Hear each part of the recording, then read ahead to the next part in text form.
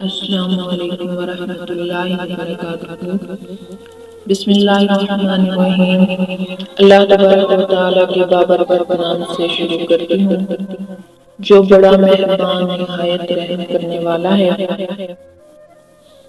حضرت ابو العباس عبداللہ بن عباس بن عبد المطلب رضی اللہ عنہ نبی اکرم صلی اللہ علیہ وآلہ وسلم کا یہ فرمان نقل کرتے ہیں جو آپ صلی اللہ علیہ وآلہ وسلم نے اپنے پروردگار کے حوالے سے ارشاد فرمایا ہے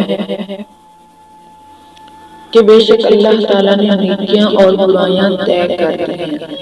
پھر ان کو واضح بھی کر دیا ہے، تو جو شخص نیکی کا ارادہ کرے اور اس پر عمل نہ کرے تو اللہ تبارک و تعالیٰ اپنی بارگاہ میں اسے ایک مکمل نیکی کے طور پر نوٹ کر لیتا ہے، اور اگر کوئی شخص اس کا ارادہ کرنے کے بعد اس پر عمل بھی کرے تو اللہ تعالیٰ اس کا اجر 10 گنا سے لے کر 700 گنا تک لکھتا ہے،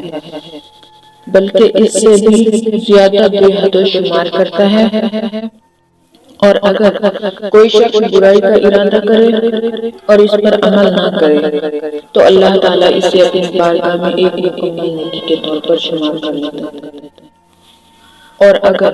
کوئی شخص اس کا ارادہ کرے اور اس پر عمل بھی کرے تو اللہ تعالیٰ اسے ایک برائی کے طور پر نوٹ کر لیتا ہے۔